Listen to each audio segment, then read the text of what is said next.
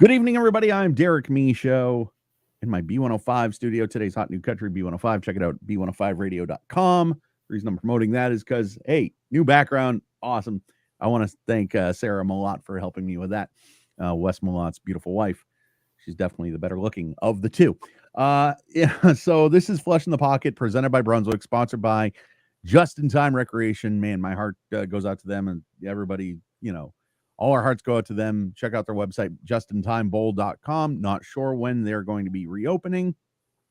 We do know that they are planning to reopen, but, they long road ahead. And joining me tonight, I got to recuse myself because this guy is one of my best friends in the PBA, really one of my best friends ever, because, he's the nicest guy. He says he was going to talk more than I will. He won't let me get a word in edgewise.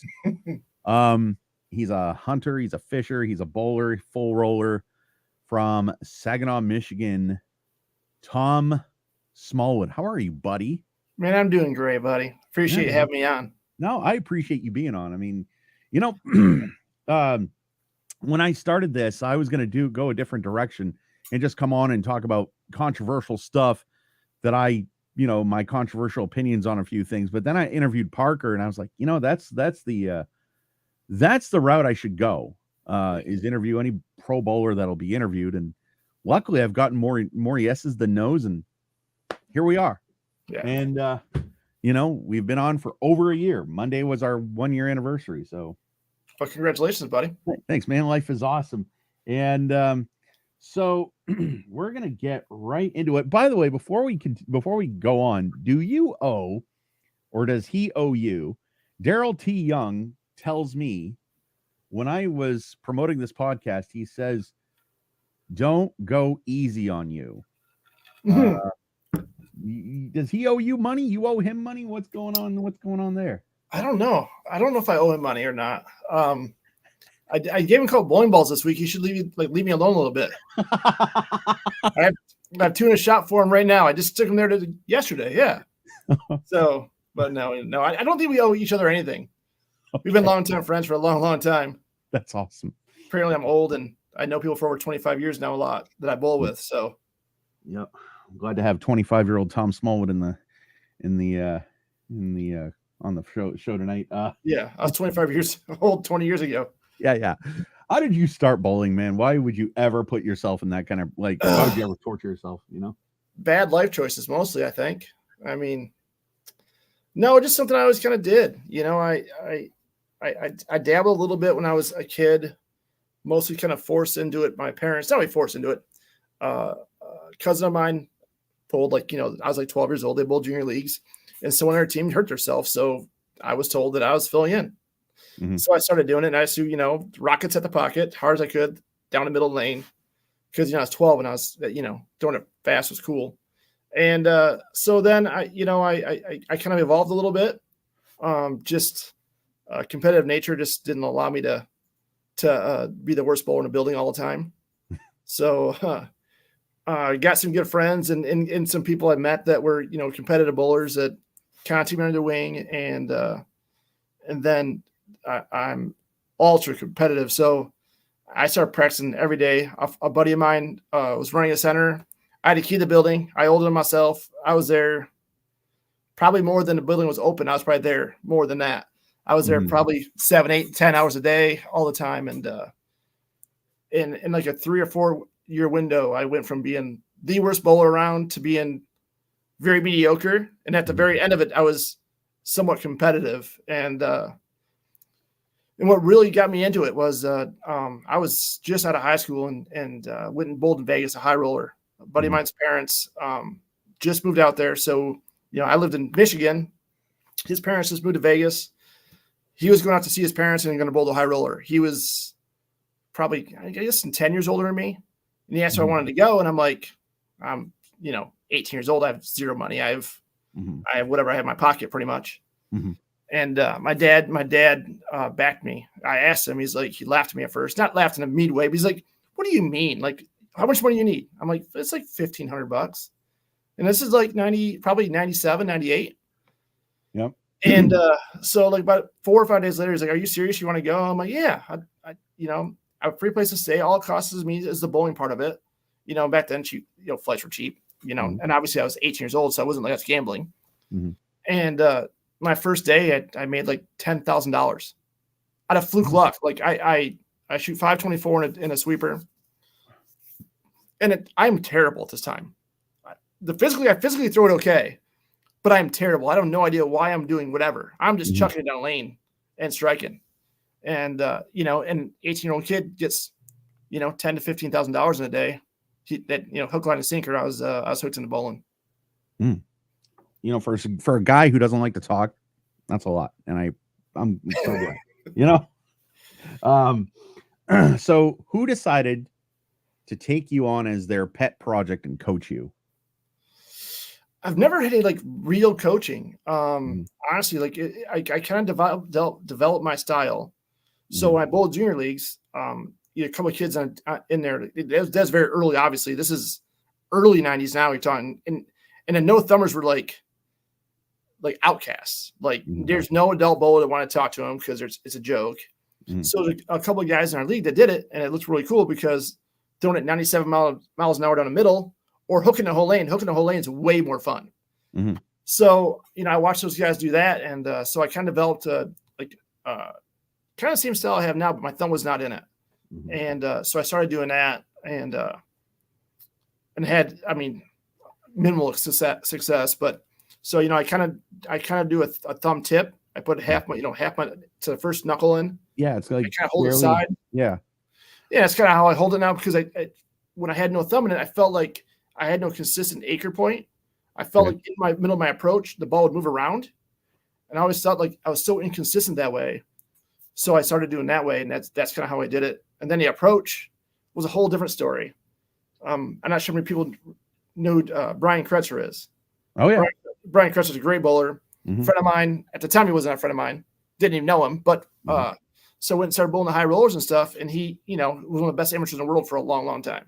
10 years, he was, top 2-3 amateurs in the world. So, watch him just making $20, $30, $40, $70, $80,000 for a 2-week span every time he bowls. I kind of developed that drift because of him. All the money was kind of made at night in the late squads where they were really hooking. You had to get like over the left gutter. So me drifting that far left kind of got me around the ball return on those late shifts where a lot of people had to stand in front of it, where I could just kind of go around it and be natural. So that's kind of how that all happened.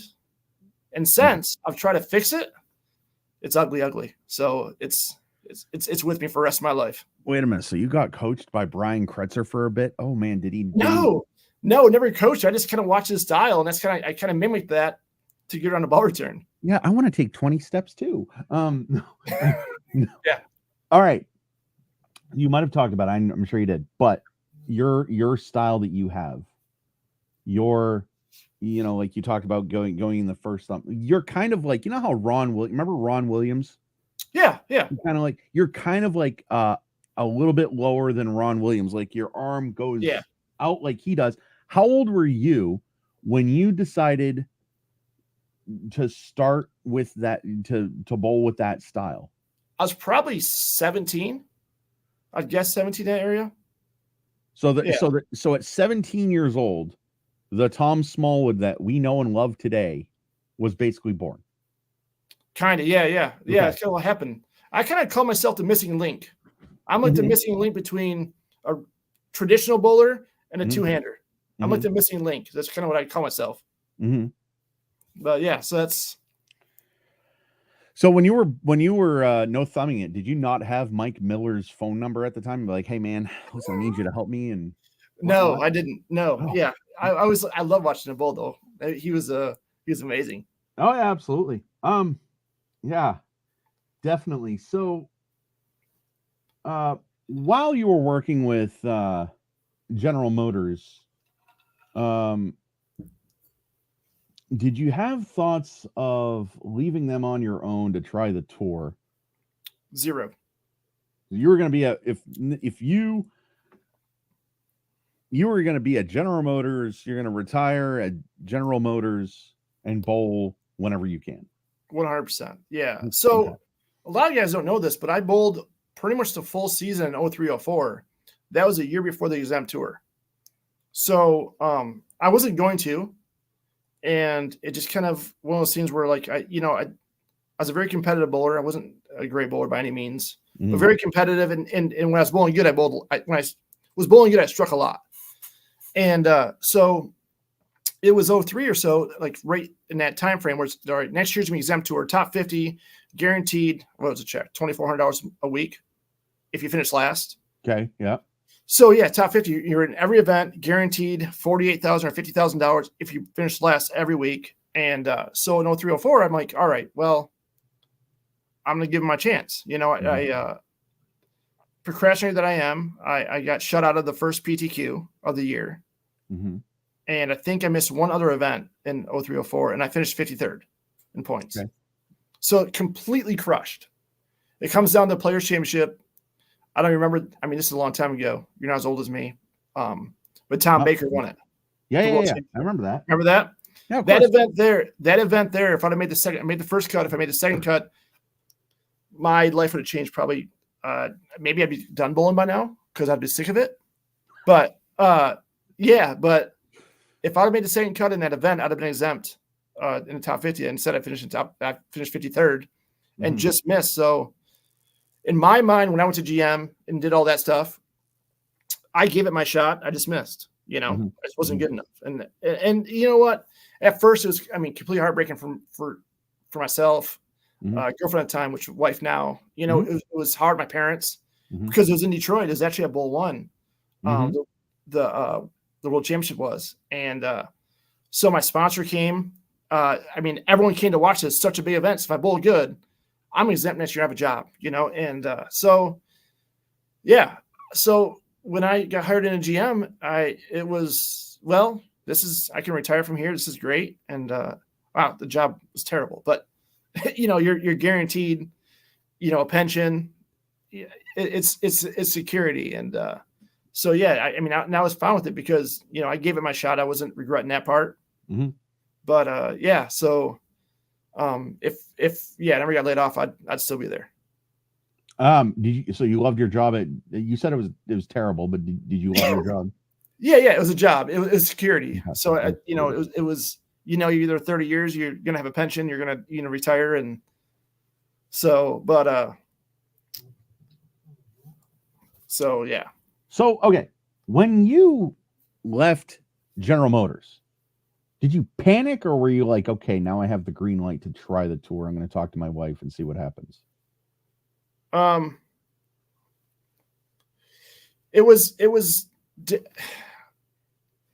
got laid off and everyone's like, it's no big deal. You're going to get called back in a month.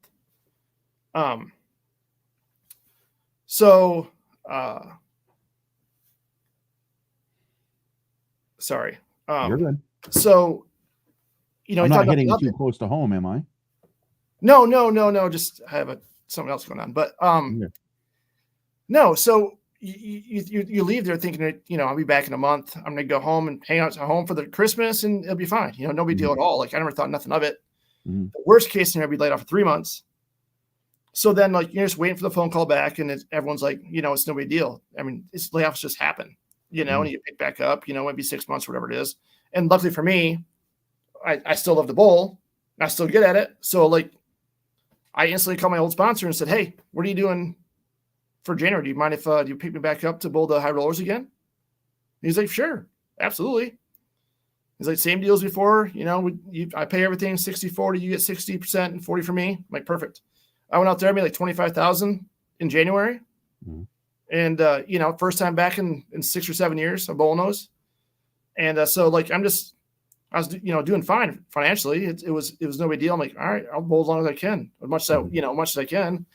And then obviously you hear that basically you get shut down. They're closing that plant down. You're gonna go to Lordstown, Ohio, or you're gonna go to Fort Wayne. And so yeah. So just it. And I kind of told my wife, well, if I don't get called back in June, the tour trials are in Detroit, close to home. $1,500, and don't really have to spend a bunch because we're there. And so It came down to that time and wasn't called back yet. So it went bold. So, it's such a crapshoot. You pay $1,500 at 100 and some bowlers, and you have to finish in the top 5 to do anything. Wait a minute. Hold on a second. So the tour trials, you paid $1,500 and they only took the top 5? Correct. What? How'd they go from 10 to 5? Weird. Okay. Anyway, go ahead. Yeah. Yeah. So, that's just what they did is tour trials. Like, and if you make it through, you're exempt the whole next year. Yep. And I bowled 1 hour tour trials and I finished, I think, 11th, and they took 7 or 8 that year. Okay. So like before GM, like I took my couple shots and I just didn't make it. And so that was like one of the most overwhelming days of my bowling. Like even though the first win with the World Championship. We'll get to that definitely. But I don't know I think the day at the tour trials was on that Sunday where I knew it was like 3 games in. I think we bowled 8 games a day, and I was like 3 or 4 games in. Yep. And I was in second. Joe Ciccone was in first. Yep. And I was so far in second that I literally had to average like 85 the last 5 games to miss a cut. So and I'm never like, oh, I'm in until mathematically I know I'm in. Right. I'm not the guy that's gonna start cheering, but I remember like last 2 games, like just tears rolling. Yeah. I couldn't like look back at my family, look at them like, because they're all crying and they're like, so happy for me. So I think that day was even more of a emotional time ever in the World Championship. Yep. Because I always felt, and I always said it, like, even when I wasn't exempt, I said, I don't know if I'm ever good enough to win or like be in a top whatever, but I think I'm good enough to stay exempt if I get exempt. And, luckily I've got to prove that in the last, long time now. I've been out there forever, but yeah. So your first show actually was a doubles show with Jen Petrick. And, what was that like? My first, I didn't, my first show was a Scorpion. Oh, okay. Sure. My God. Wow. Okay. You're all right. No, my first show was the World Series was in Detroit that year. So we bowled Taylor Lane's Invitational where it was that year. Right. I bowled like crap. Then the next week was the World Series, which was like a month and a half long tournament. Like now it's a week, like a 9 or 10 day tournament. It was like a month and a half. So, and then that's what started everything too. Like I bowled there.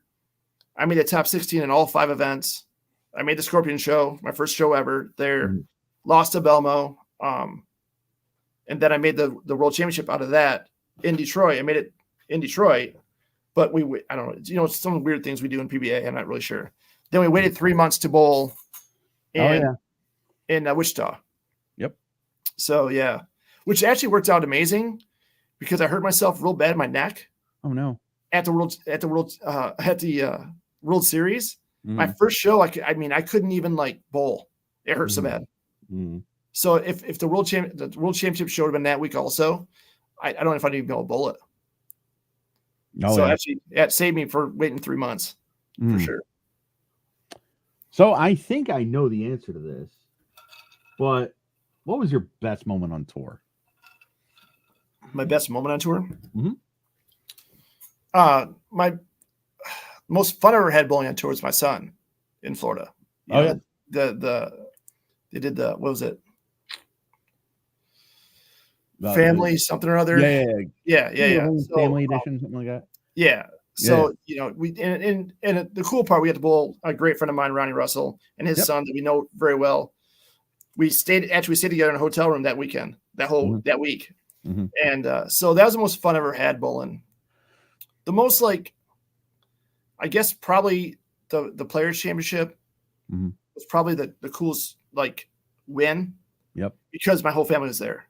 When the World Championship, my daughter was 2 years old. She's the only one who was not there. Sisters, brothers, my parents were all at Wichita. My daughter was 2. She stayed with my mother-in-law. So she didn't fly out because, she's 2 and she's on the set. It'd be kind of hard.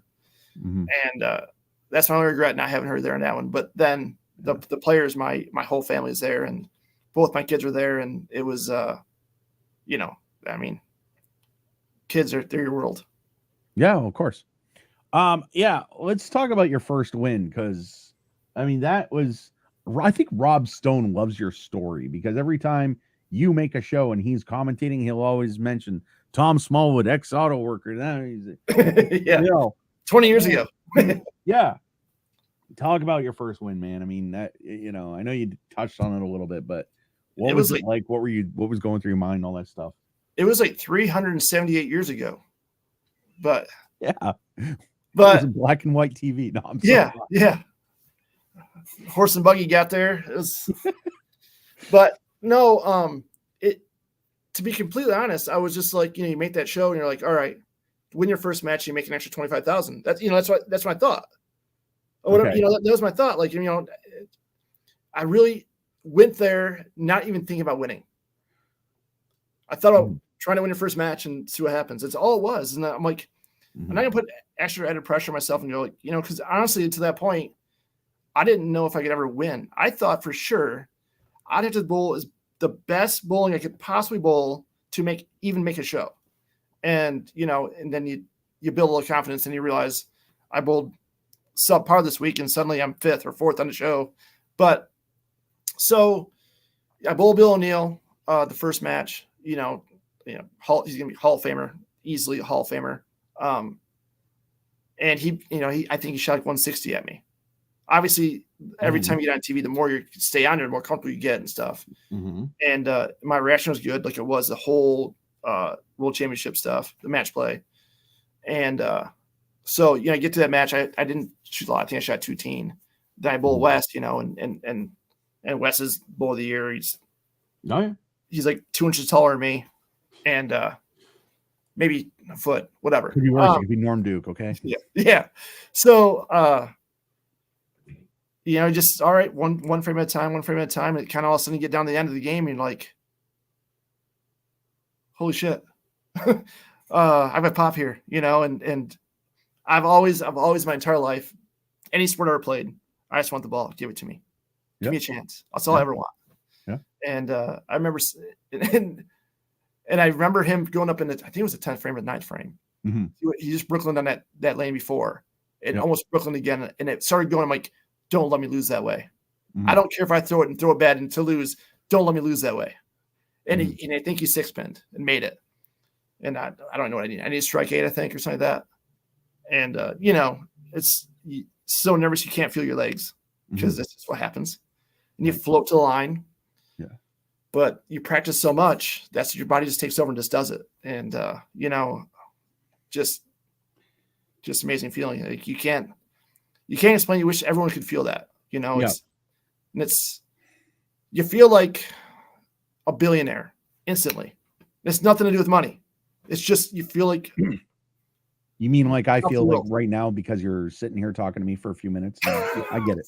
You talk to me I talk to you every year. No, I get you. But I mean, just the fact that I get it, because the fact that the people that have come on here, right, have come on here willingly.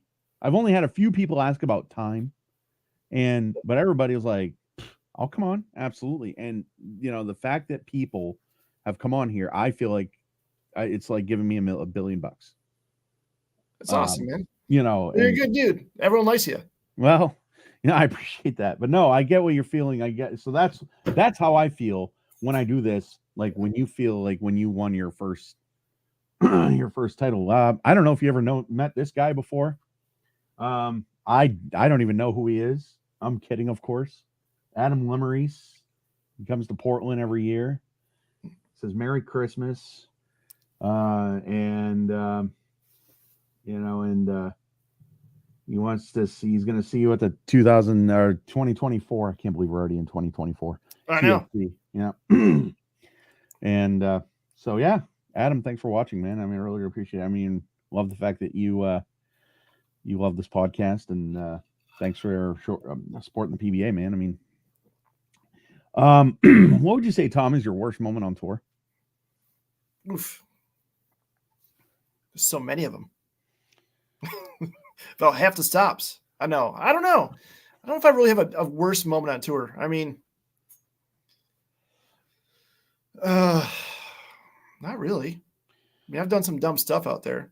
Not like, well, I've done dumb stuff, but bowling wise, dumb stuff. Mm-hmm. But I think I've done some pretty cool stuff too, where stuff that I think I couldn't even do, Mm-hmm. So I don't know. I don't really have no worst, I guess. I don't really have nothing I really remember. It was like, I can't believe that happened, or I can't believe I did that. Maybe because it happens so often. I don't know. I think not that I'm trying to speak for you or anything, but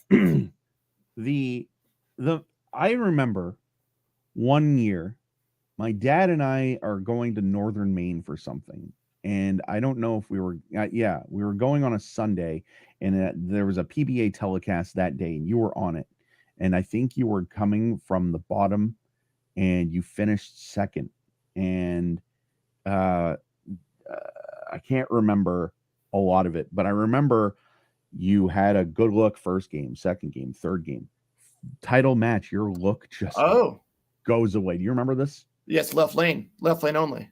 What? Yeah, it was the World Championship against EJ. What year? 16.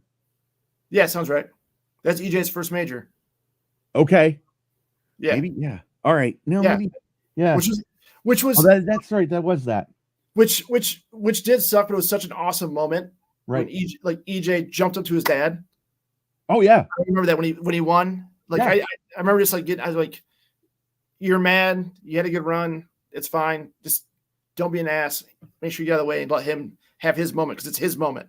He bowled amazing. And because in that match, I don't know if you remember, the first like two shots, he flies the head pin, almost throws in the gutter, both shots. Right. And I'm sitting there thinking, all right, shoot 220, you're probably gonna win this match. And then he ran the page, I think, or got close to it. Like he bowled amazing. So what's going through your mind? Like, okay, you got this look for 3 games. And then last night, right? Last night I shoot a terrible first game, 127. And then I move outside, right? And I try to take my hand out of it a little bit. It works. I shoot 174. And then third game, I'm trying to play the same shot and it's just nothing's working. What's going through your mind as your play world championship is just crumbling in front of you after you kind of know what's gonna. I mean, if you're on the show that long, like sometimes like you're running one game, it's hard because you really don't know what the lanes are doing. You kind of like you're guessing every shot. Mm-hmm. But I was on it for 4 games, so I already knew what's going on, and it was basically stubborn. I had such a good look for so long. I knew the left lane was breaking down super bad in the front because it hooked instantly. Mm-hmm. And I knew if I moved like too much left, it'd never hook. So that's when the ball didn't hook hardly at all. So wet dry ball reaction? Yeah, with the ball I was throwing, but the problem was my ball up choice was probably a 7 board difference, and I'm like scared of that. I'm thinking, all right, the right lane I think I can strike pretty much every shot. The left lane I just need to throw 2. I'm going to throw a 5 or 6 bagger. So you think that, and I really try hard to slow it all down. Don't panic. Just all right. Every shot you learn something, good or bad. You learn something. You watch it the whole time. Figure out what you did, what the ball did, and adjust accordingly. Mm-hmm. So I think I became pretty good at that. I think maybe early in my career I wasn't as good at that. I was more of a reactor than a thinker. Get mad and maybe it was just me. Well, if you think you throw it okay and you 3, 6, 9, 10, you're in the wrong spot. Mm-hmm. Even if you threw it mediocre and at 3, 6, 9, 10, you're in the wrong spot or in the wrong ball. Mm-hmm. So, and that's what all happened that game. Like I knew it could happen. I was just trying to throw a double on the left lane so I could throw a 5 bagger because I think I could strike every shot on the right lane. And then EJ threw like a 7 or 8 bagger. So he just bowled good. If he bowled, if he shoots 190, I think I win that match easily. But obviously he goes might have been open 7 spare and then 7 bagger. So he just bowled great, and he deservingly won. Mm-hmm. Yeah, bowled me that game, and the floodgates opened. because after he won that, it was just now he's got 20 something, and I'm just I think he owes me something. I laid off. Maybe it's him and not Daryl. I laid off for him one time, and that's what I got him. You're welcome, EJ. So Can I ask you for your autograph after a match like that, or do you need 10 minutes? Listen, let me do whatever I need to do. That match right there, yeah, absolutely come up to me. I'd have been it's always different. And I say this to like friends all the time. They ask me like, why are you so mad? I'm like, I don't know why I'm mad today and I wasn't yesterday. It's just, I don't know if it's part of like what's going on in your life or what's stressing you out for whatever reason. There's times where I'll throw a terrible shot to lose a game and I'm like, eh. There's other times where I need all 3 in a 10th and I stone 8 and I lose my mind, or I throw a terrible shot and lose my mind. It's just, I don't know why. Mm-hmm. But that there, I was genuinely happy for EJ. Like, Sure. I remember I threw my last shot or whatever it was.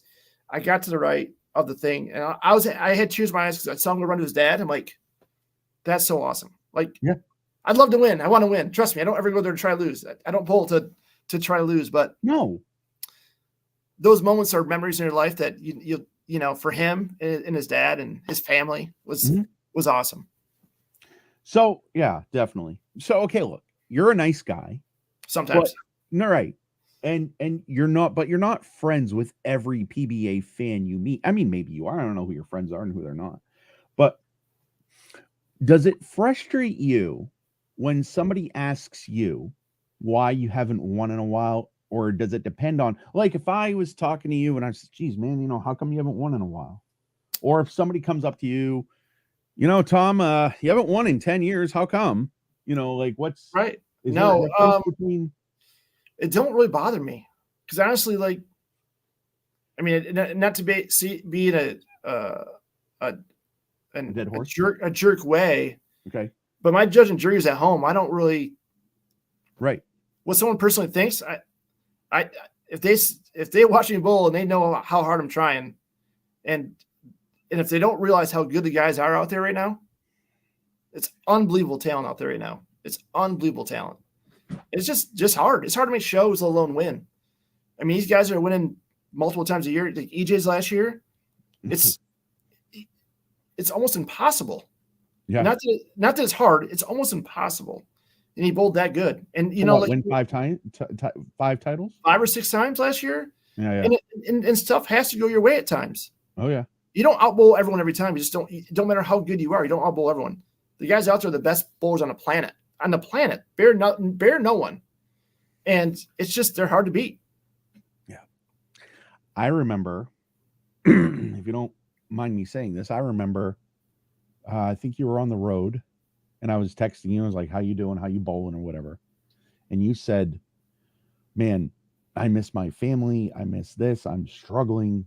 And like, I just, my heart went out to you because, and it always does, because whether you bowl good or not, because for me, like, you're not one of my favorite bowlers. You're one of my favorite people who just happens to be a bowler. Thank you. And when you struggle and when you're down like that, like, people, this is a great man, it gets hard out there. You're not bowling. You're bowled everything you have every week. Every tournament starts, start over again. Yeah. But when you're gone you're bowling bad, you're gone from your family for 3 or 4 weeks in a row. It's like, all right, am I just wasting their time and money too? Like, I mean, I don't want to be with my family, right, and not make money. If I'm not gonna make money, I'll go home and just get a job and just be home. But I love my job. I love what I do because yes, I'm gone 2 months a year, but 10 months a year, I am 97% my family's. They have me. 3% shooting a deer. It's probably 15%, but I was just gonna say 3. But yeah. But now little man goes with me hunting, so it's even better. But yeah, so yeah, it's tough on the road sometimes. Oh yeah, and like I said, I don't care if you knock down another pin. I'm always proud of you, man. I appreciate it. Thank you. Absolutely. So I know we talked about it like off air, while we're having a beer or whatever. That little TV show, How We Roll. What were your thoughts on that? I was disappointed it ended. I didn't like some parts of it when I understand they were trying to make it a comedy, but you don't want to kind of make fun of bowling What did you think of that whole show, top to bottom? I thought it started super slow, and honestly, like I talked to Mark Gross, the writer, almost daily. He'd text me, "Hey man, do you have half hour to talk?" Like, of course. So, and he was a great guy, awesome. Like, but his hands were tied too because he'd write the thing down, right? You know, because we're all talking about like how it happened, what we're doing, you know, what was happening in that time frame of my life, you know, for the show part. Mm-hmm. And so it was hard because, you know, he'd write a script and send it to CBS, and CBS is like, "Nah, don't like this part, don't like this part, don't like this part." Mm. And then they actually had Robert Smith went out and worked the bullet with the Tom Smallwood for the show one time to help, you know, kind of get some form and kind of get some stuff. Because I think that is a part of the problem with it is the bowling was so unrealistic. They weren't trying to make fun of bowling. I mean, I promise you that. I talked to them all, and they're like, "We want to shine it the best we can, but the problem is we're doing the best we can with what we have." Right. And I get it. You know, you're not going to hire an actor because he's a bowler, because that's kind of not the point. Right. But I thought it started slow and got better, and that's what Mark told me it was going to, and obviously there wasn't much truth in it. You know, you've known me forever. You know, it's not really like how the house was. You know, and honestly, the worst part of the whole thing was they had my dad not alive. And my dad's my dad was like still is to this day, like probably my biggest fan and my biggest supporter. Always has been. I wouldn't be where I was at today. I wouldn't be bowling on tour if it wasn't for him. Because most parents would be like, "You need to get your SHIT together and say whatever you want." Something. Yep. And he was like, "No, do it. 100% do it. He never questioned me one time. Yes, this is what you're supposed to do. Go." So that hurt. Wait. And I really didn't know until like, who didn't question you? My dad never questioned like anything I ever did. He's like, "Just go bowl. Oh, okay. Go bowl." Right. And and I really didn't know he wasn't in the show until just before it started. Oh, because we all signed off for like different stuff. My mom did. My dad's like, "I didn't sign nothing." I'm like, "No, I don't know how it goes." And then I just found out before the show, and like, because I remember texting you, and I was like, "Dude, I'm sorry," and I wanted to jump off a cliff after you wrote me back, because I was like, you know, it's one of those things that you got to be careful. "Hey man, I'm sorry for the loss of your father. My father's still alive. I'm so sorry." Well, yeah, you just don't. Yeah, but yeah, that was my only thing I didn't like about the show. I mean, there's a few things that were like, that makes no sense, but they're doing it, trying to do entertainment for entertainment reasons only. But the only, like, honestly, I saw this the other day in a different podcast, but sure, the only thing that's really like real in that whole thing, and they didn't even know it. They didn't know they got it right. The last episode, when they were driving home and he found out she was pregnant, that happened. I mean, I came home from a tour stop. I got to the airport. Yep. I was acting weird the whole time I was in Vegas. I was in Vegas bowling something, one of the Masters or something, or World Series, whatever it was. Right. And I get in the car and I'm like, "You're pregnant, aren't you?" She's like, "Why?" I said, "I don't know. I just had the whole feeling last like week and a half." She's like, "How'd you know?" I'm like, "I don't know. But that happened in that show. Like, so we watched that last episode together, and like we knew it was ending because obviously it was canceled before the end of the season. Right. And we both were like a little bit tears in our eyes. We're like, that's kind of weird how nothing's been true the whole time. Yep. They didn't even know that part, and they had that in the episode. Yep. But it's what it is. I mean, it's a cool deal. I mean, not many guys can say they made some show after me, you know, so it is what it is now. Yeah. It's cool while it lasted. But, sure. Oh, well. So you saw the whole series. Yeah. One scene that kind of really bothered me, because that's definitely not you, is when, I don't want to say Tom, but the character there is, I guess, kind of yells at his son because the son wants to be at the World Championship or whatever, and Pete was like, just yells at him. I can't remember the exact line, but they got that wrong, because you would never Dude. Yeah, I mean, there's so much stuff in it was just fillers. Like, I mean, the whole thing, like literally, like every week, there's probably like 5 seconds of truth in every episode. That's about it, which is whatever. Mm-hmm. I mean, it's entertainment purposes only. It's very, very vaguely following a path, but yeah, it is what it is. It was fine. It just be cool if it went on for like 8 more seasons. Sure. What's the toughest thing about being a Pro Bowler, Tom? What's that? What's the toughest thing about being a Pro Bowler? The bowling part. Yep. It's tough.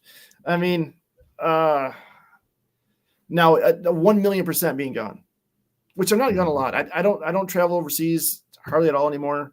Mm-hmm. Pretty much zero. Yep. I'm home more than most people at 9 to 5s. So, but the travel when I'm gone 2 weeks at a time, I really, really like my kids. I really do. So it's hard. Mm-hmm. Yeah, I mean that's got to be. So, who'd you beat a lot on TV or in match play? I don't know. Yeah. I don't pay attention to that. You don't pay attention. So, like, no, I really. Who you beat? Maybe when I first started on tour, I'd pay attention, but anymore, I really don't. Okay. It's always the next match. It don't even matter. Like, yeah. But how much longer do you think you'll be on tour? 1 to 2 years. Really? I just said I re-signed with Moda for 2 more years, which is awesome. I couldn't ask for better people and better anything. They're amazing. But I want to be able. If I don't feel I'm competing, I'm not even away from my family. I'd rather do anything else in the world than be out. I don't enjoy being out there. There's times I enjoy. Don't get me wrong, but I don't go like the season's coming up. I can't wait to get out there and get on the road. That's not you. I kind of dread going. I don't mind the bowling part. And honestly, like in a weird way, if Ronnie decided to be done, I'd probably be done too. I mean, a weird way. Yeah, just because it's weird. Who else am I in a room with? It's just an odd thing. I volunteer. No. Actually, I just got a text. Dancing with the Stars called. They want you on. No. Do they? Yeah. No. I'm light on my feet. Yeah. I'm an idiot. Okay, so you said 1 or 2 years, unless XYZ happens, or let's say 2 years. Let's say you're done in 2026, right? But let's say in 2024 and 2025, you win 2 titles in 2024, and then maybe 3 in 2025, or 1 or whatever. Maybe you win 1 in each year. Yeah. Is it 2 years unless something happens? Yeah, I'm not saying I want to be done in 2 years. I just don't. I don't want to keep chasing something that is unrealistic. Okay. You know what I'm saying? Like I've watched people bowl and they're keep bowling and keep bowling and keep bowling and be with their family, and it's just not what I want to be. Mm-hmm. Last year was my worst year. I missed 4 events. Hurt my foot. Oh yeah. Because of dumb stuff. Just doing nothing except trying to go around somebody on stairs and hurt my toe and being a human. Yeah, trying to get someone's way. And so like maybe 5 years ago I wouldn't have hurt myself, but being 45 at the time, it hurt. So I was 32nd in points, which probably my worst year, or if not really, really close. Mm-hmm. I feel like you have to be in that top 20-ish to feel like you're competing out there and making enough money to make it make sense. Yeah. So hello, Mr. Carr. Thank you for watching. Says hello, Tom. Yes, let me ask you this. Do you remember when Chris Barnes broke his toe in 2000? I don't. Okay. He's in the Orleans and he bowling ball falls on his toe midweek and he makes the show, but he still bowls and makes the show and shoots 260 to beat Pete Weber. It was like the 8-man. It was 8-man bracket with bracket play. Yeah. And he beats Pete Weber. Pete Weber shoots 257. Wayne Webb won the first match against Goebel and Mike Triniski. If you would have broken just a fun question, if you would have broken your toe the way Barnes did, would you have left that week? No, I mean it depends if I can possibly stand it. Right. Yeah, that I don't care what's broken. Right. If I can do it, I'll do it. I physically couldn't walk. It hurt so bad. Oh yeah. So yeah, I tried, but yeah, no, I don't care what's broken. I'm going to bowl unless I physically can't get to the approach. Right. What's your favorite tour stop? Anything in Detroit or anything close to home. So you must be loving the fact that the World Series is in Detroit. My favorite event is the Masters, by far. I love the format. The prize fund is a whole different story. Oh, God. But that event, I absolutely love that format. I mean, I would bowl that every week. I would love that format every week. Oh, I know. I think it's great. 3-game total pin. I was watching double elimination. So you catch one guy on fire, you still got a chance. Oh God, I think I got Flow Sports 2 years ago, maybe 3, and I was watching you bowl the Masters, and I was watching your 3-game. I love that.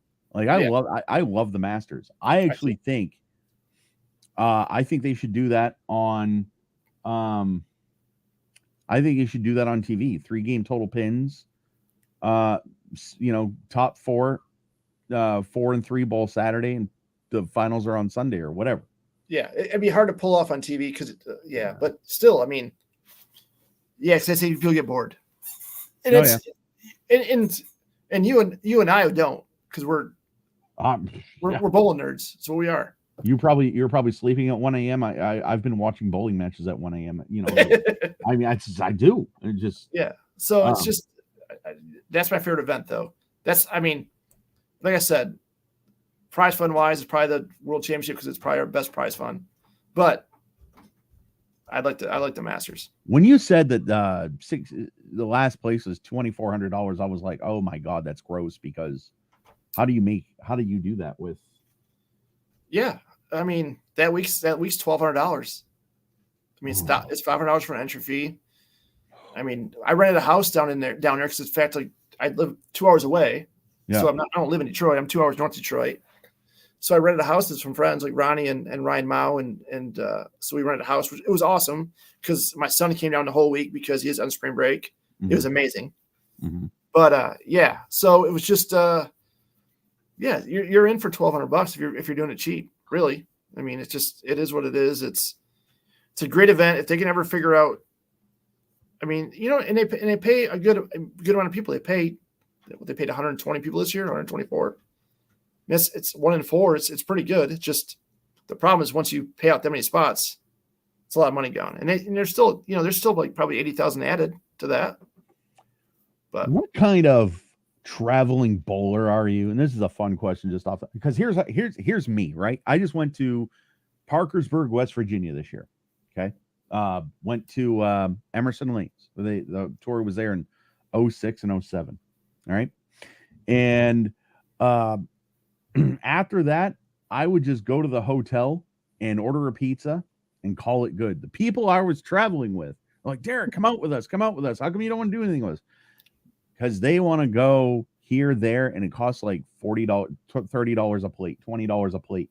I spent $40 on a pizza Friday night. This was Columbus Day weekend, and that thing lasted me 4 meals, $10 a meal. That's pretty good. $40 on a large pizza, 2 Pepsis, 2 Mountain Dews, and a brownie. The brownie was a ripoff. It was just a little brownie, like your wife would make. You know what I mean? Yeah. And it was just. And I told my friends, I was like, listen, it costs a lot of money to do. I don't have that kind of money. So right. I'm the type of person, I will go to the room, watch Forensic Files or whatever's on, and eat some pizza. What do you do? Are you a go to the room kind of guy and order food or what? That's a very complicated question. Okay. So that is the plan every season going into it with my roommate and I, Ronnie. Oh yeah. Unfortunately, Ronnie's fat, and I'm actually fatter than him, but Oh, no. Whatever. No. But so he decides he wants Brazilian tonight. He wants Outback tomorrow night. Oh. So every time we're like, all right, this week we're gonna be cheap. We're just gonna, order pizza, split a pizza for $15, $7 a piece. If we want a couple beers, we can just grab a 12-pack, throw it in the fridge. That's another $10. Now it ends up being at Outback, and we have $70 a person meals. Yeah, he must make way more than I do because, man, he likes to eat out. Yeah, and like my friends, I'm not trying to throw them under the bus. They don't watch this podcast, but it's my buddy who's got Asperger's, and his mom and his aunt. We travel together, and he says, so the mom's like, you can come with us next year if you do one thing with us. And it's like, listen, I'd love to, but money. Yeah. Here, It's let a me budget call sport. Smallwood, see if he'll buy me a steak, I know you would, but I would never ask that ever. So that would never happen. I was just curious because I just want to see how many people are, No, do what I do. There's certain times where it's like, all right. And obviously we're getting older. So like, we're not going out and hanging out. We don't go to bars. We just don't. Cause No. He's 44. I'm 46. Is he really that old? So I'm trying to get him on here, but he's not. I don't know if he's into it or what, but he's a jerk. Is he really? No, not at all. No, he's No, one of my best friends. Do you have to have a roommate on tour? Because I hate having a roommate. I go to a hotel. I got my own room. Can you do that and survive, or do you have to have a roommate on tour? Yeah, you could. I don't know. I prefer to have a roommate. I mean, it's lonesome enough on tour every day. Just sits in a room. Sure. And we're both really simple. Honestly, like we're very low maintenance. So like I would I've roomed with people where I couldn't do it for a full season. Right. For here or there. And I'm like, well, I would lose my mind. They'd kill me or I'd kill them. So like, you want to drop names? What's that? You want to drop names? No. Oh, there's no win in doing that. There's no win. No, but just for fun. All right, that's all right. Well, AJ Johnson's impossible. Is he really? He's a great guy, but he takes 3 hours to get ready. He's always late. I like him. Don't get me wrong. I'm not saying I don't like him. I'm just saying I don't think I can handle him in a room for every week. A week, yeah. Every week. Yeah, I'd have to apologize to his parents because they missed a kid. So, my favorite roommate couple, if you will, yeah, Mika and Chris Barnes, because every week they have something like whoever finishes higher, pays for the room. Whoever, if you lose, you have to cut off your hair. Did you and Ronnie have any rituals or anything that made it easier or whatever? No, we can't really anymore. We aren't bowling good enough to be able to afford to do that. All right.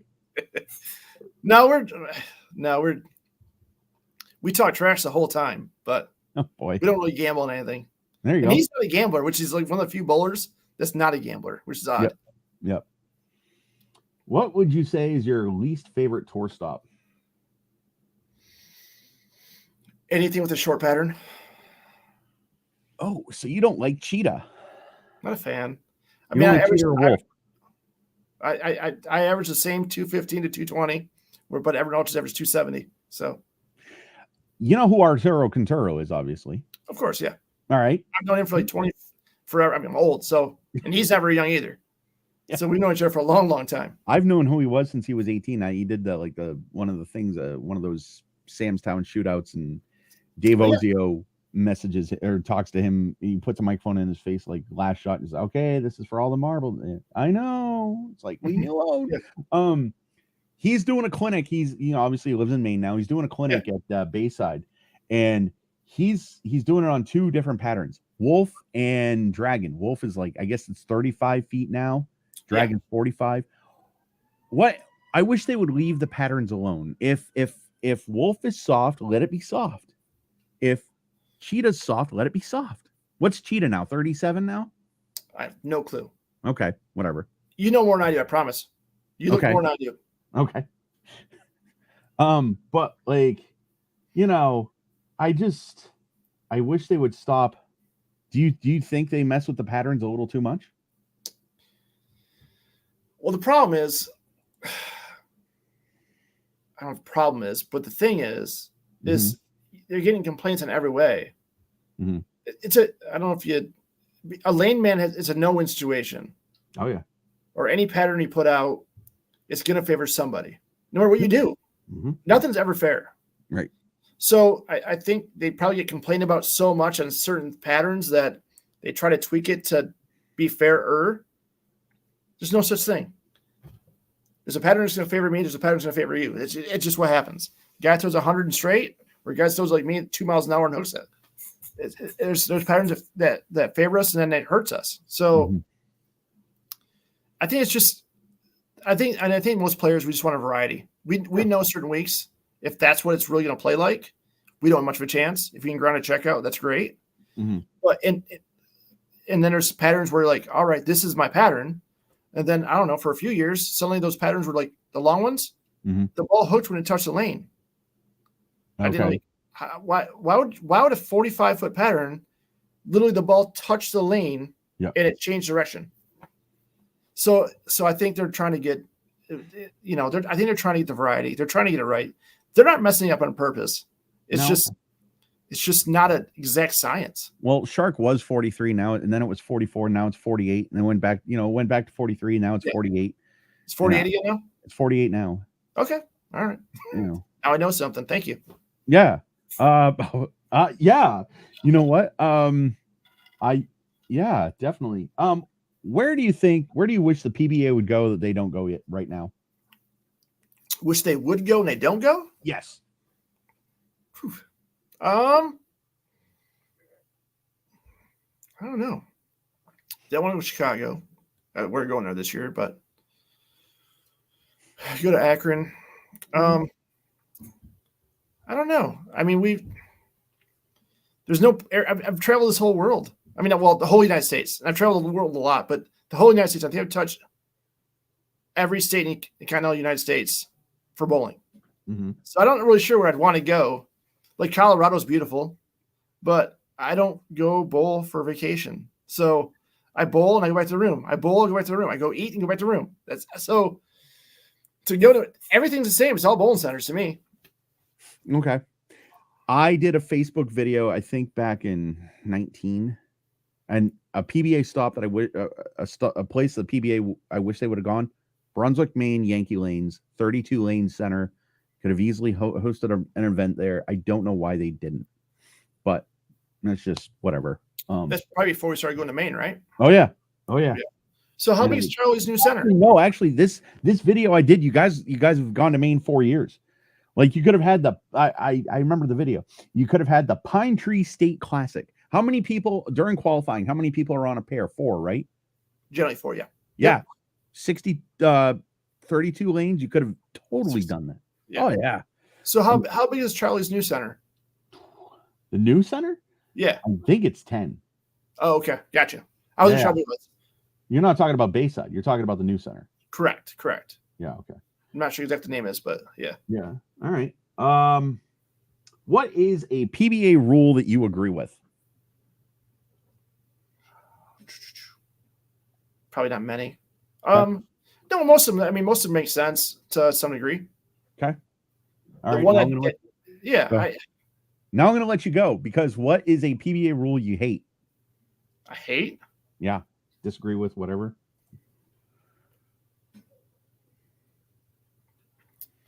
I'm blah on everything. Like I don't do anything. I'm easy. I go there a bowl. I don't do nothing. I don't care. You tell me what to wear. I wear whatever you tell me to wear. I don't care. So you have to hop on 1 foot in the 2024 season. Yeah. Okay. Yeah. I wish I could have a beer once in a while while I'm bowling. Can't do that, but why?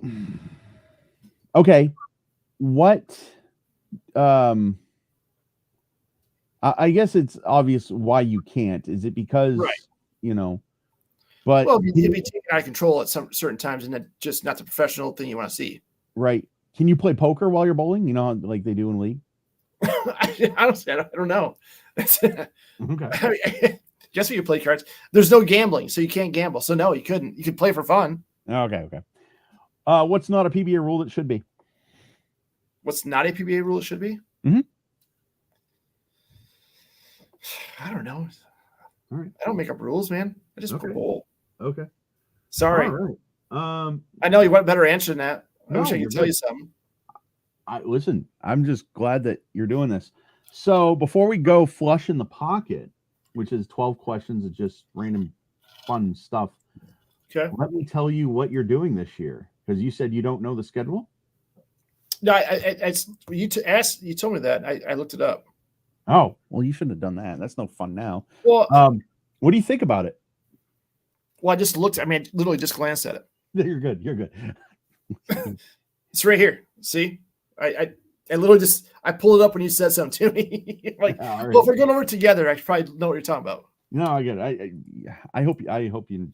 Thanks. Yeah, so we start off with players in Wichita. I mean, obviously, have some history there, but then Woodland. So I stay at Ronnie's house. He lives like 15 minutes from there, which is awesome. And then the one thing I do like about the season, for personally, just selfishly, is that it's a lot of Midwest stuff. Yeah. We have Springfield, Missouri, which is a little bit of ways, but it's not insanely far. Then, Anderson, Indiana. Delaware is the only one that don't make sense to me. Not that it don't make sense, but for my travel, like, I'm debating if I'm going to fly out there or not. Then the Masters is Vegas, which is whatever.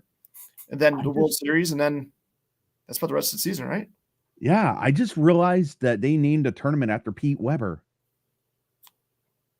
Oh, I did. Missouri, right? The Pete Weber Missouri Classic. Very cool. Oh, yeah. At Enterprise Park Lanes in Springfield. Yeah, that's February 12th through 16th or 18th. Sorry. Old eyes can barely see. And then Norm Duke wants to come out of retirement because he likes bowling on my birthday. The Indiana Classic, February 18th to the 24th. David Small's Championship Lanes in Anderson, Indiana. I'm telling you, man, Norm Duke loves bowling on my birthday. How many titles do you have? Twice, 2 on my birthday. Nice. One was the World Championship. Remember that World Championship in 08 when he was just absolutely sick and nobody, like, that was, like, the lanes were terrible and, like, nobody, Andrew Frawley was on that show. And I remember, yeah. Yeah, I mean, and then he, the last 19 or whatever, when he went to Woodland, that was on my birthday. Like, if they're impossible, you want no part of Norm. Because he can go straight? Because he's just good. Okay. He'll outwill you. And yes, he is that good. Yes, that's another part. He's straight. He's that good. All right. So that's cool. So you think you're going to have a good season? You think you're going to... I don't want to be like jinx myself, but I feel really good. I'm down a few pounds. I've been working hard at my game. Mm-hmm. I've been bowling 5 or 6 days a week for the last like 6 or 7 weeks. Mm-hmm. Lots of games every day. Basically, I'm bowling every day. I miss here and there, but I've been bowling every single day. I like where my game's at. Obviously, there's days that feel better than others, but even my bad days still feel like I'm throwing it good. I haven't bowled a ton of tournaments. It was like, when I get to October to like December, those are my times where that's my time to be in the woods. But then, my dad got hurt, so I hunted a little bit, and I stayed close. I didn't go too far away. I didn't bowl much, so the last like month and a half, I've really been firing at it and not letting myself be lazy and make sure I get out there and work every day and drill new stuff, and more importantly, figure out what it does. Mm-hmm. And so no, I'm optimistic for the season. Yeah. I'm pulling for. I mean, I already have you winning every tournament. I mean, I'm pulling for you, man. I hope you're right at least once. Yeah. When you bowl, a lot of people practice. Are you bowling games or are you actually working on something? I'm always working on something. I've talked about this before where like there's no question I have ADD. I mean, I've never been diagnosed, but there's zero chance I don't have it. So I'll bowl like, you throw whatever, 5, 6, 7, 8 balls on a rack. And so like, all right, you kind of line up and get loose. And for me, I'm 100 years old, so now it takes an hour. So you get loose. Be careful, man. Be careful. So you get loose, And then I'm like, all right, I throw this ball twice. All right. I'm a blind ball change, switch my hand and do something different and play arrows different. And so I get bored. So I don't ever go there and try strike. I always go there and like, all right, kind of line up. And all right, now I'm going to move same ball, move 10 left, wrap my hand around it and slow it down. All right, now I'm going to move 15 back right, throw it firmer and get my hand at the back of it. Because I kind of feel like that's an important thing to do for us, especially for us, because so many times you switch pairs, you throw a shot, and you're like, oh crap, that didn't do what it's supposed to do. I have no idea what I'm supposed to do. So like you need to be able to change your hand and ball speeds the next shot with 100% confidence. Okay. And so that's kind of what my thoughts always are. Like, all right, this shot, I'm going to do this. I'm going to play 17 and trap at the 10 and lock it up, make sure it goes end over end and don't go anywhere. Yeah. Then next shot, I'll look at 25 and wrap my hand all the way around it, throw it to 5 and try to get it back. So yeah. Is your home center Fair Lanes? You're in Saginaw, right? I'm in Saginaw, yeah. Fair Lanes, is that still around? Never heard of it. You're right, Saginaw? Yeah. Is it Michigan? Yeah. Maybe because I watched Michigan Majors Tournament Bowling in '92. Their April stop was Fair Lanes in Saginaw, Michigan. You had like Nick Wissinger on there. You had okay. It might have been Lefevre's then. Before that, right? I know the place before Lefevre's, it might have been Fair Lanes. Yeah. Okay. Yep. But no, that place don't exist no more. Oh my gosh. It's empty parking lot. Huh. But no, mine's Northern Lanes in Sanford, which is about 40 minutes from here. Nice. All right. So we're going to do a thing. When was the last time you bowled 300, Tom? Last weekend. Well, you're going to bowl one tonight. And let me say this. When you bowl 300, it's probably stressful. You're probably nervous, even though you've done it millions of times. I'm more nervous right now with these questions than I was then. Oh, really? Oh, yeah. Come on. All right. Well, I know the answer to some of this. But favorite music? Country. Of course. I love it. Finally, man. You know, like I said, check out my radio station. I mean, I play more music than anybody. Favorite food? Steak. You're probably going to eat your steak. The reason I don't eat steak is probably the way you eat your steak. Do you do medium rare or medium well? Medium rare. Okay. How, if you don't mind me asking, how did you meet Jen? Bowling. Mm-hmm. She called me one night. I bowled league up here. I was living in, I grew up in Flushing, which is about 35, 40 minutes south of Saginaw. But I started bowling some leagues up here because they're better. They have more money in them and stuff. And one night she called me because she thought I was super hot. Mm-hmm. She's correct. Just making this all up. Yeah. But yeah, that's how we met. We met through bowling. That's cool. So, okay. Favorite sports moment as a fan? Maybe the Masters a couple years ago when Tiger won. Oh, okay. I actually had a couple tears there. Like, don't say that on air, but I did. I mean, it's recording, man. I'm sorry. Dang it. We're live. I'm sorry. We're live. Dang. You know, when I first started this, people were like, do you do this live or do you? Because I was going to interview Parker. I was like, let's do it Super Bowl Sunday and then let's do it on it. Because I wanted to put you guys on Saturday nights because nobody does a podcast on Saturday. Yeah. And then I'm like, you know what? I want to do this live. And, so I don't care. Whenever you guys tell me you can do it, we'll do it. I've done one every day of the week since I've done one on, literally every day of the week. Monday, Tuesday, Wednesday, Thursday, Friday, Saturday, Sunday. Yep, done. Yep. But no, that is okay. That listen, man, men tear up. I mean, that's and I don't think he's a good human being. I just. Game changer. The talent is. I love watching. Like, I mean, nothing is Pete. Not a huge fan of Pete as a human. Mm-hmm. Talented. All the respect in the world for him. Like, just he's amazing. He literally is timeless. So, those guys like that, when they do that, like, I mean, it's pretty insane. Like when Pete won, where did he win at? He won at Woodland Bowl. What was it? Do you remember what it was? He was throwing the. Which time? It was what was probably one of his last wins. Was it U.S. Open? Was it? He won. Did he win in 06? It was after that. I was bowling on tour then. And I wasn't bowling then. He won at Woodland Bowl recently? Not recently, but probably 2011, 12. Sure it wasn't Carolier? No, 100%. Well, no, that was not the U.S. Open. No, it was something different. But it doesn't matter. The reason that stands out to me so much is that I know what he was bowling on. He was bowling on sandpaper. There's no oil. And he's throwing a ball, and it just got through, and it stopped and struck every shot. And I'm like, how? It's impossible to do. It's impossible. And I think he beat Belmo. Belmo, like, throwing left, he's left of him, and he beat Belmo there. And he was throwing a red, white, and blue ball. Don't remember what ball it was, but I remember the color. And I remember being amazed by his talent. Like, one of the most amazing bowling things I've ever seen, because I knew exactly what he was bowling on. I mean, there was no oil. And it was just impressive. Wasn't a Schwabenon in Green Bay. Hold on. I'm trying. Now this is going to bug me. No, that was Masters. I know. Shit. Sorry, Mr. Carr. I can't let you join the live stream, but thanks for being a fan.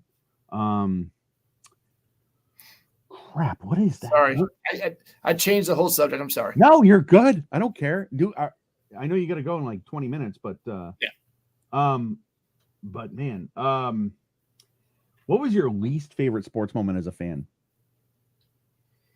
Every Sunday watching the Lions. Except besides this year. Besides this year. Oh yeah. We're doing good this year. By the way, I asked Mr. Weber if he wanted to come on this podcast. You know what he said? You can have 20 minutes. Yeah. He's a busy man. Are you? I mean, you're having fun, right?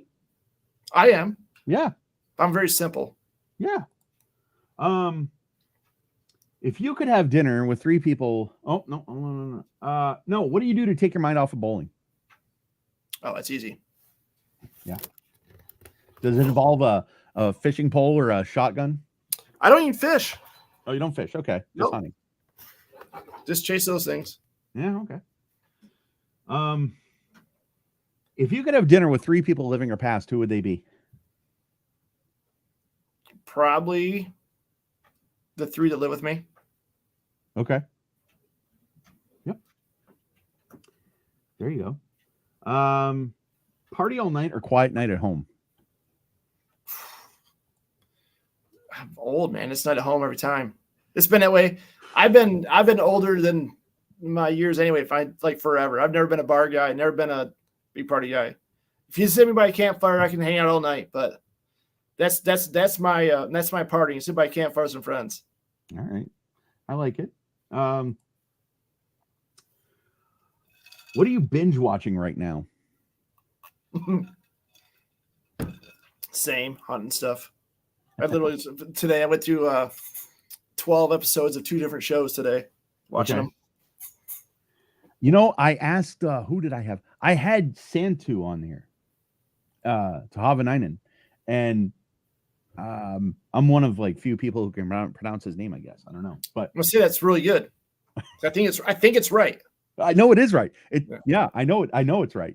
Because you see, here's the thing with this, and I know we got to go, but the thing with this is like, you have to just listen to how it's pronounced and listen to how people say it. To Havanainen, pretend there's an H. Like when Dave Ryan would butcher Mika Koivuniemi's name all the time, it's like, it's not Koivuniemi. But no, and I asked him, I said, so I asked Santu, I said, what are you binge watching right now? He says, what do you mean? What's binge? What do you mean binge? Okay. All right. Good guy though. No, really. Yeah, he's a very good guy. Oh man. What was your first car? 79 Z28. Okay. Yeah. I was a spoiled kid. All right. There's another one I think I know the answer to. You go to concerts? A few, yeah. Mm-hmm. You got any on the docket? I do not. All right. Well, you want to travel to Maine and go to see Parker McCollum with me in May? No. Yeah, I got Parker McCollum tickets right now so far, but haven't gotten them yet. I won them from a radio station a couple of months ago, and they're gonna send them to me closer to the date. But yeah, that's Nice. Parker McCollum, Corey Kent, George Burge. So it's gonna be awesome. Let's see. How do you want to be remembered when you're off the tour and like when you in 100 years when you leave this earth that right age 1000? You know what? I've never thought of that until like a couple years ago. A friend of mine, out of the blue, is weird. He's like, "Well, what do you want your legacy to be?" I'm like, I never ever thought that. My thought was always like, I want to be remembered as a great father, and the rest I could give a shit less about. Mm-hmm. Like bowling wise, I mean, you thought it was good, you thought it was terrible. I honestly, not a personal thing against anybody, but I said my judge and jury is in my house. So, so I always just, I don't know. I never thought of that. Like he threw me in a spot there when he asked me that. It's probably 2 years ago now. Someone I don't see very often. He's like, "So what do you think your legacy is going to be? What do you want your legacy to be?" I'm like, "That's a hell of a question because I never really thought of it that far." What's that? Did I? I didn't ask you that, did I? No. A friend of mine that. Yeah. It was just an odd question out of the blue. I'm like, I don't know. Well, I know we got about 10 minutes, so I just want to say this to you while I can. You and I have been Facebook friends since 2011. And you know what? So the day we met was at Superior Time Lanes. In 2015, yep. Yeah. So literally took a shower today, just grabbed a shirt, random shirt out of there. I got that shirt that day. What is that? Superior Time Lanes. Nice. I literally got that shirt that day. I put it on today. I'm like, oh, I'm doing an interview tonight. Yeah. And I met you in 2015. We just, I don't know, it's just like we hit it off. Like you weren't Tom. Oh my God, it's Tom Smallwood. Oh my God, you're a professional bowler. Oh my God. It was like you're a buddy. Like we just hit it off. Well, and you're passionate about bowling. You're a good guy. I mean, you weren't like you weren't awkward about anything. You just talked. So like that's. But I feel like I'm very off-putting. I can be. Because let's say you bowled in the 90s, right? And Tom, I remember when you did this, you wore this, you threw this ball. Like when I met Bob Learn Jr. in 99, God, I feel bad for anybody who's ever met me, but I met Bob Learn. I was like, man, remember the US Open, you bowled in 92, you threw the blue hammer, you're wearing a pink hammer shirt or whatever. Just stupid crap like that. And that tournament, I was asking everybody for their emails and, just because I want to keep in touch with them. But no, man, I mean, you've been nothing but a great guy to me. I don't care if you knock down another pin a day in your life. I'm always going to be proud of you just as if you shot 300. So, really appreciate it, man. Thank you. You definitely impacted my life and in nothing but a great positive way, man. So listen, you're welcome anytime. You have a spot here, and I didn't ruin it. No. Let me ask you this: did you see the draft? Can we? Oh shit, we can't go over that. The draft, the PBA League draft. How did that change? You're now a member of the Lumberjacks, aren't you? Yeah. Which is, I mean, honestly, it was getting kind of down the end. Like I didn't really have a thought of me not getting picked. I felt like, all right, well, yeah, I'm older, but my experience on TV, plus I think how I bowled on TV should be, enough to be, warrant a pick. And so it was kind of weird. Like we're watching on a big screen upstairs. We had, we're watching. My son's there. My son's the most passionate fan of anything in the world, especially me. And like he's freaking out. My wife's kind of freaking out, and I'm like, so if I don't get picked, it's not the end of the world. Like it kind of hurts my thought of like the perspective of I felt like everyone's thinking of me. Like, all right, so they don't think I'm worth anything, like it is what it is. And nobody to drink beer with. Anyway, go ahead. Yeah, so I get a text that says join Zoom call. And I'm like, join Zoom call. I'm like, and I literally went, what? Question mark. And so someone said, just join it. So I joined it, and it was Tim Mack, and it was it was Wes, it was Prather, Kyle, Granfaw, which, I mean, I'm a huge fan of Granfaw. I think he's, don't tell me, I think he could be the best lefty on tour. Yeah. And I truly think that he's up there. I just do. He's just good.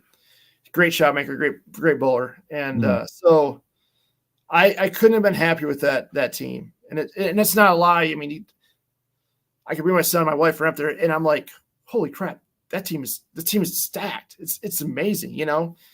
And he got Wes back, and I even said they're going to pick Wes first because he's going to be gone. He's such he don't bowl as much as he used to, but man, in Maine, he has been such a shot maker. And so, no, I was ecstatic and to get picked, period. But with that team, I mean, it's the best team in the history of the league. So hopefully we can.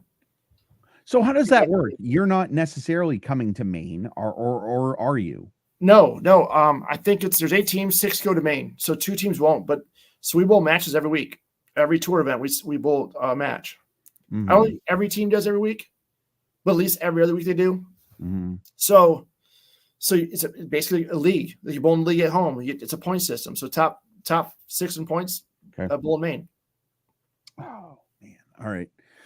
All right, buddy. Well, hey, listen, man. I know you got to go, but thank you so much for coming on.